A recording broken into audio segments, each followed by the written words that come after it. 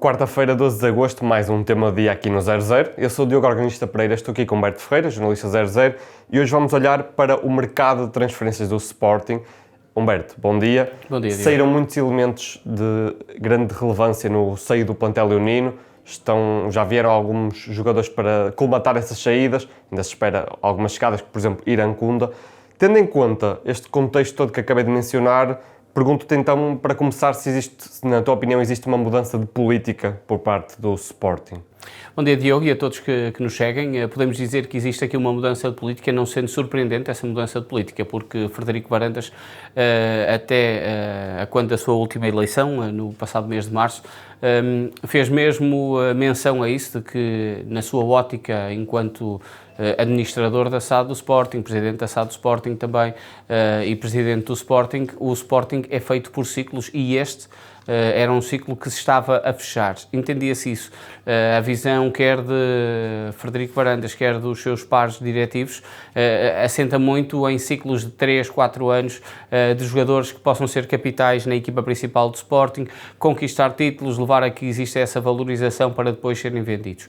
E daí termos estas vendas de jogadores impactantes da equipa principal do Sporting, naturalmente corroboradas pela visão também do treinador, Rui Borges, no planeamento da sua época.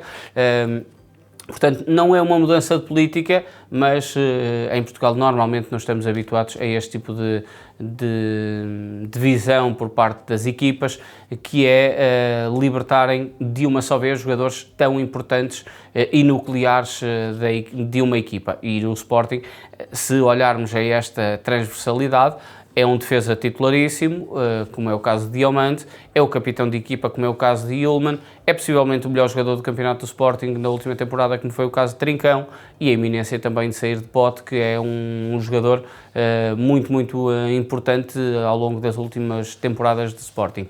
É um fechar de ciclo, na ideia, como disse também o Frederico Varandas, mas é um trabalho de continuidade muito bem feito e que faz com que o Sporting se apresente a um bom nível, a nível de contratações, parece-me também, para este novo ciclo que, na ótica e na visão dos dirigentes leoninos, faz sentido que assim seja, de terminar um e iniciar outro. E consegue-se até perceber que, pelos títulos alcançados do Sporting ao longo dos últimos anos, é uma visão que até agora tem surtido efeito por parte da direção leonina. Lá está, o mercado continua aberto. Falaste agora que Pote ainda pode sair, aliás, Geni também tem mercado. Claro. Veremos como é que esta situação de Luís Soares avança. Por isso, olhando para isto e juntando também as vendas de Diomande, que já aqui mencionámos, na tua opinião, é o melhor mercado da história do Sporting? Se olharmos no capítulo das vendas, o Sporting caminha para ter o seu melhor mercado. Os registros que existem dão nota de que o último mercado terá sido o melhor de todos, com valores superiores a 160 milhões de euros, e aqui foi uma janela de período onde incluíram as saídas de Gyökeres, a venda de Kenda ao Chelsea, ainda uma verba que vinha da venda também de Marcus Edwards ao Burnley. Nesta altura, esse mercado ainda é melhor, mas a expectativa por parte dos dirigentes do Sporting é que este possa ser melhor. Nesta altura, o Sporting já tem valores superiores a 140 milhões de vendas. Se falarmos desses nomes, como tu também fizeste referência, nomeadamente Pote, Catamo, parece-me difícil, mas o mercado poderá assim ditá-lo se chegar às verbas que o Sporting quer, nomeadamente o Sunderland, o moçambicano pode ser vendido.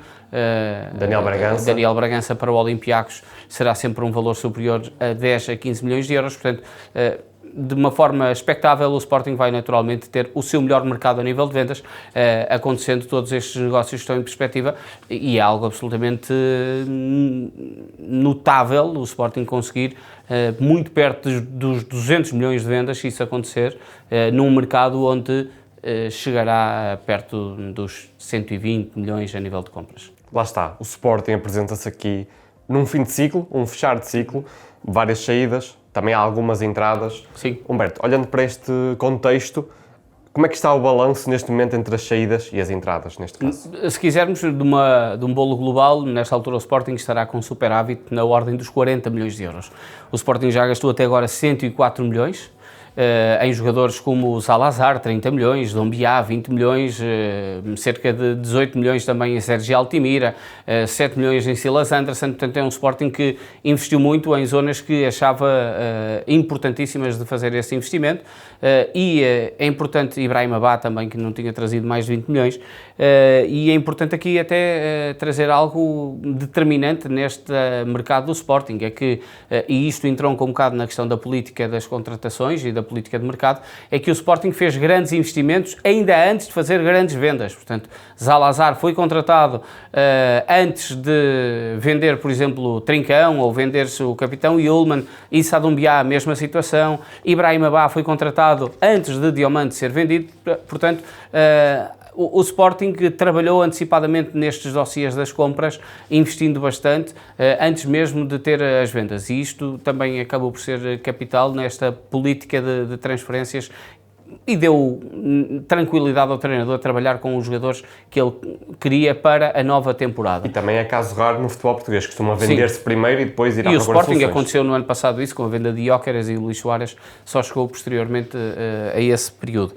E nesta altura, como eu te estava a dizer, o Sporting já teve este grande investimento, virá Iran Kunda, que deve ser anunciado também ao longo desta quarta-feira, e depois no capítulo das vendas, como já dissemos, entronca aqui o nome de Alisson Santos, uma venda que já estava quase prometida ao Nápoles, mas depois todos os outros nomes que fizemos referência, Trincão, quase 40 milhões, Yulman, 40 milhões, 40 milhões também por parte de Diomande. Portanto, é um Sporting que só nestes 3 jogadores estamos a falar de cerca de 120 milhões, num bolo global de 146 milhões, é algo assinalável. O Sporting faz com 5 jogadores, se quisermos, este valor, Diomande, Yulman, Trincão, também o Alisson Santos e o Diogo Travassos. Com estes 5 jogadores, o Sporting faz quase um mercado estratosférico de vendas, com verbas acima dos 140 milhões, e é algo muito, muito importante para as contas leoninas. Mas mais importante do que vender é vender bem. Por isso, para fechar este tema do dia, pergunto-te, tendo em conta as saídas que assistimos até ao momento, se o Sporting tem vendido bem? Eu acho que tem vendido bem, até porque tem mantido esta estrutura negocial muito firme. Se recordarmos o negócio de Osman Diomande, andou para trás em determinado momento por causa do Nottingham Forest ter forçado uma verba que o Sporting considerava não ser ajustada à venda do jogador, e o Sporting conseguiu atingir essa venda. Se lembrarmos de Gyökeres no ano passado e o grande braço de ferro que aconteceu para a venda de Gyökeres, é algo que coloca o Sporting num patamar de venda seguro, e eu diria firme, e muito positivo na ótica dos adeptos leoninos, porque Frederico Varandas consegue-se perceber por esta forma de negociar que olha muito para os seus valores e para o que considera ser justo por parte do Sporting, não falhando a palavra. Por exemplo, percebemos que a saída de Yulman era algo que estava concertado entre o jogador, agente jogador e também o Sporting. O jogador sai por um valor abaixo. O mesmo acontece com Diomande e com Trincão, do valor que estava de cláusula de rescisão, mas conseguimos perceber que não houve nenhum desconforto por parte do Sporting com esta situação. Portanto, haveria aqui pratos limpos entre as diferentes partes, e isto é algo bastante importante.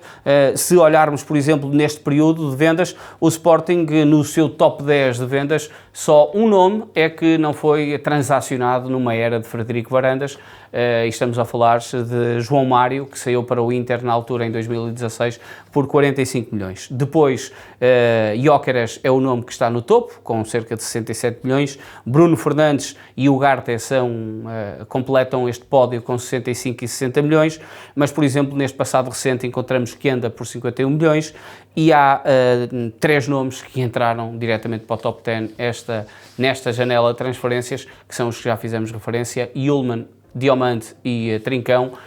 São 3 nomes deste mercado de transferências que entraram para o top 10 das transferências do Sporting na sua história, e é algo absolutamente notável que acontece pela primeira vez no mercado leonino. Está tudo dito. Obrigado, Humberto. Este foi o tema do dia, dedicado ao mercado e às contas do Sporting. Fique desse lado na nossa companhia. Esta quarta-feira teremos, como sempre, um novo episódio do Mercado Flash. Quinta-feira não é exceção. Na sexta-feira, aproveito para mencionar que teremos um episódio especial, uma live do mercado com o Pedro Time, que estará na companhia do nosso Humberto Ferreira. Por isso, fique desse lado, continue connosco, fique com o 00.